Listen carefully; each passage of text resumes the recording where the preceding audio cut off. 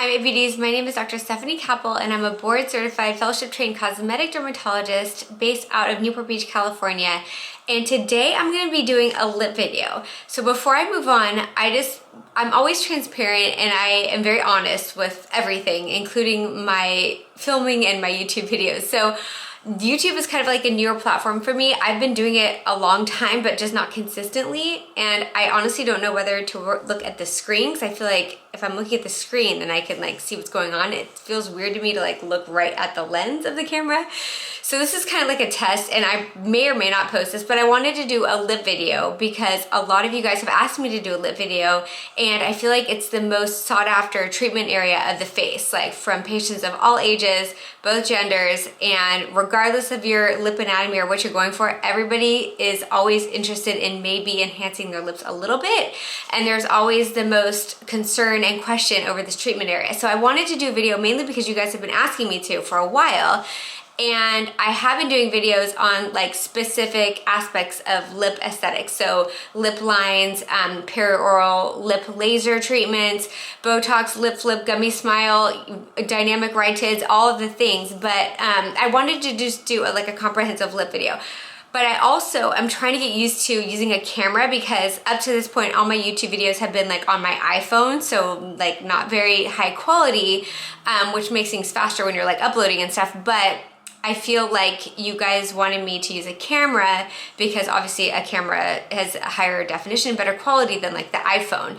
But I, up to this point, have been just doing like videos on the fly, like in between patients in my clinic or after hours in my office or at home after I put my kids to bed. So I'm just more like experimenting, but it's hard to like get the camera, the mic, the audio, the lighting, and everything to be perfect. So just bear with me, and I may or may not post this, but regardless of the video quality or whatever, the content I feel is good and it's helpful. And every time I want to take something down, patients get mad when I do take it down because of like something silly, like the lighting is off or the video image is poor or whatever. But my video image has been poor up to this point. But now I have a camera. I just have to get more consistent with using it and not having like the memory card burn out or like the lighting die or the camera overheat. Okay, anyway, so not to belabor that further, but I also don't know where to look when I talk.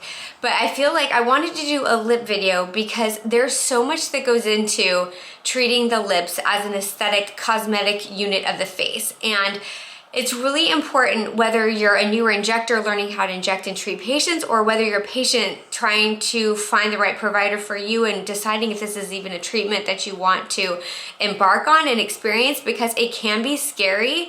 And a lot of times we'll see people having a less than optimal result, and then that turns you off from having the whole procedure, which shouldn't be the case. Lip injections and lip filler shouldn't be scary. It shouldn't be a scary experience, and you should leave the office feeling good about your decision to do it. And that just takes planning and research, which if you guys follow me, I know that you've done your research, and really understanding what goes into lip augmentation, not only from a provider standard point of view, but as a patient, like what to expect and what kinds of things to think about if you're deciding to get your lips done, because it is a scary experience. And I know, seeing firsthand from, I have a lot of my beauties who are first time lip injection patients come to see me because they feel more comfortable with me. They know I'm conservative. They know I've been doing this for, gosh, almost over 15 years, which is super scary. But I've been doing it a long time, and you want your first experience to be a good one. I keep wanting to say experiment. It's not an experiment. But you want it to be a good first experience, and it can be scary. So this video's purpose is to help alleviate some of that concern and some of the unknown concepts about lip augmentation, and to make it less scary and to make you more informed and educated to decide if you want to have this treatment done. So before I move on, I ask that you like and subscribe and hit the notification bell so that you get notifications when I post a video. I've been pretty consistent. Every Sunday I post a video on different topics in dermatology and cosmetic dermatology and aesthetics that you guys want to hear about, because, you know, I've been in this business for a long time and my level of training is over 20 years, and I really want to share that information and knowledge with you and be a source of honesty, truth, and reason. And I don't take any paid sponsorships. I just want to be a source of honesty and truth and education for you guys so that you can make better decisions for yourself. So like and subscribe, hit the bell, and share this video with anyone who may find it useful. Okay, so without further ado, lip augmentation. What is lip augmentation and what kinds of things should you think about before embarking on this journey? So less is more and being conservative is everything. I can't emphasize that enough. And usually it's a conversation between your injector and yourself, and don't be afraid to say less is more. You don't have to use the whole syringe.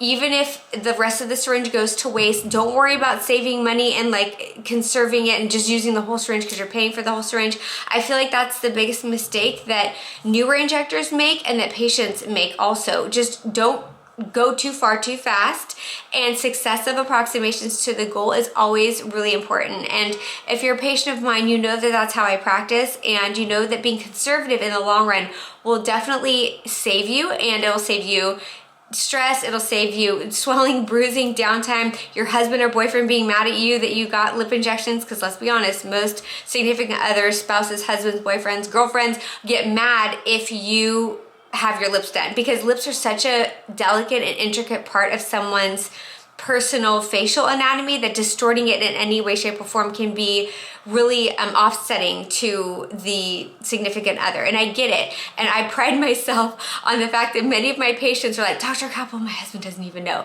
I love hearing that. I hear that every day, all the time. Have to pat myself on the back, because when a husband and boyfriend doesn't know that their wife or girlfriend or significant other had their lips done, then I know that I'm doing a good job. The patient feels confident. She feels happy and really satisfied with her lips, but nobody else knows, not even her friends. And that's the way you want the experience to be, especially for the first time. And this is just my opinion and the way I practice dermatology. So if some people, you know, have an idealistic form of the lips being these overfilled, super fake looking, like weird lips, then I'm not your injector, and you probably would have already stopped watching this video by now. So how do you make the lips look natural? The key is less is more. Even doing half a syringe, Vobella, for example, which is in the Juvederm family from Allergan, comes in half syringes. And I probably am like one of the only providers that use the half syringes. Allergan comes into my office all the time. They're like, what are you doing with these half syringes? And I'm like, giving people an amazing first experience, and usually that's all I need. But doing a full syringe, even if you have large lips and your anatomy has the surface area to handle a syringe, just doing a little bit and kind of dipping your toe in the water before jumping in the pool is everything. So talk to your provider and see if, you know, you can just do maybe a half. Even if you really want big full lips, you'll get there, but just have your first experience be a little bit more controlled so that you can see what the outcomes are and it's not scary and your lips look good no matter what. Even, you know, taking into consideration some swelling that may happen, they still look good. They don't look ducky, they don't look overdrawn, they don't look all weird and overfilled and fake. And so again, like I've been doing this a long time, and I've done the whole course of using more than one syringe and nerve blocks and numbing cream and things that are gonna increase bruising and swelling and distort the lips. And you don't even want your downtime to be bad for your first lip augmentation. You know, there is gonna be some swelling, hopefully minimal. There shouldn't really be any bruising. And I really feel like it's in the hands of the injector, and the pressure should be on the injector to be delicate, light on his or her feet, gentle with that needle, and not cause all this distortion, bruising, and swelling, because that makes your experience not pleasant, especially if, say, you're okay with it, but you know, your husband comes home and you're like, gosh, now I have to hide it, or my kids are gonna see and they're gonna tell all the other moms. You know, these are the things, like, I'm a mom, I'm a woman, I understand how this is, and I always put myself in the patient's perspective because that's how I would want to be treated. So I think it's really important. Less is more. Being conservative is everything. And other things to keep in mind when getting your lips done is it's not just the lips. And I feel like this is a mistake that's made a lot of times when people are having their lips done. They're just focused on the lips. The lips are, like I said, a very focal point of facial anatomy, and everything has to be in harmony and balance. For example, if somebody comes in and they have their lips done, and a lot of the times we're just doing a little bit of filler to make the lips go from like kind of dehydrated looking and like withered to plump and full, and you're correcting to 100%.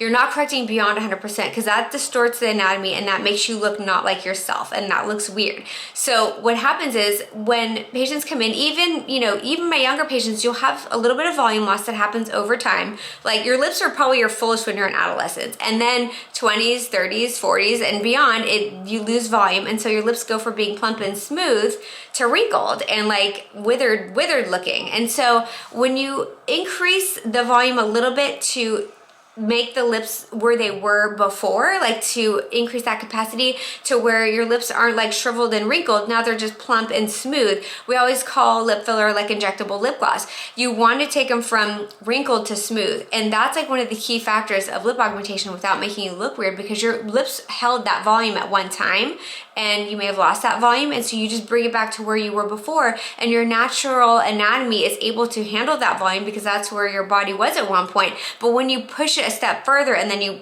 do even more filler, or you're a little too young for filler, then it can distort the lips and make you look weird. So that's kind of like a fine line you don't want to cross.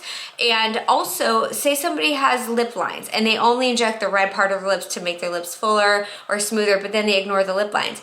There's like a disconnect there. And when I would say this all the time, because this is what we learn in our fellowship training and in residency, when the brain analyzes a face, like the eye scan the face and the brain perceives things as like off or like weird looking or young or old or healthy or sick, if there's a disconnect between the lips look nice and juicy and plump and smooth, but then there's lip lines around it, that just looks weird and it looks off. So you always have to take the whole picture into consideration. And again, this may not be done all in one treatment visit, but maybe you do a little bit in the lips and you smooth them out, and then the patient comes back and then you do a little bit in the lip lines to smooth it out. So there's not like a disconnect with these like young, plump, smooth lips with these like wrinkles around them. That's not gonna look right either.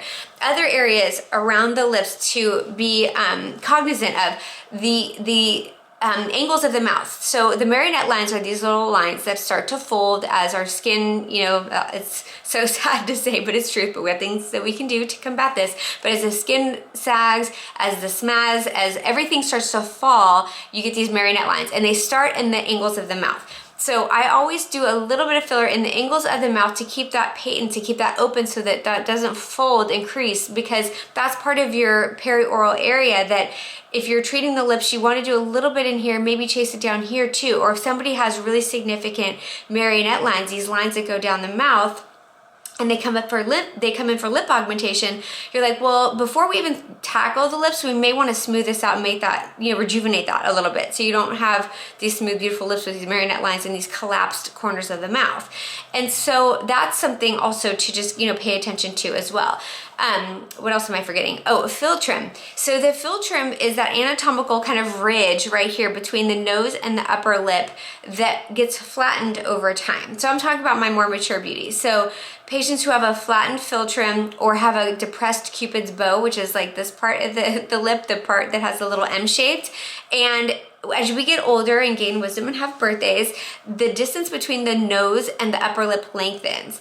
So it's important to be aware of that as well, because you want to do things that are going to bring up the lip, that are going to show more of the Cupid's bow. Filling in the fill trim right here to kind of like lift that up a little bit always gives a really cute little pout, very natural. And when injectors don't do the fill trim and it's flat here and just the lips look ducky and they look like little hot dogs or sausages or inner tube lips with everything flat around it, that looks off too. So I'm trying to give you guys my little tricks and trades and just years of experience of doing this for a really long time, things that can help make you look more youthful and more cosmetically elegant than not having other areas of the other areas around the mouth kind of ignored. So doing a little bit of fill trim, doing a little bit in the Cupid's bow, opening up the corners of the mouth, and then treating fine lines and wrinkles around the mouth too. Now it doesn't have to be filler that is used to make perioral rhytids or like the smoker's lines look better. We can soften those up with Botox. We can do a lot with Botox. We can, soften lip lines. We can treat a gummy smile, we could do lip flip, we can treat the DAOs, you know, the muscles that pull down to make the corners of the mouth kind of go up instead of down. So there's lots of other things we can do with Botox, and I could do a whole nother video just on Botox and perioral and lip rejuvenation. We could do lasers, CO2 to, you know, to erase those lines, lots of different things, but I just wanted to kind of talk about lip augmentation using filler today. And it's really important, again, just to look at the whole picture. Everything in the face is harmony and balance, and addressing all these issues, including the lips themselves, is really important.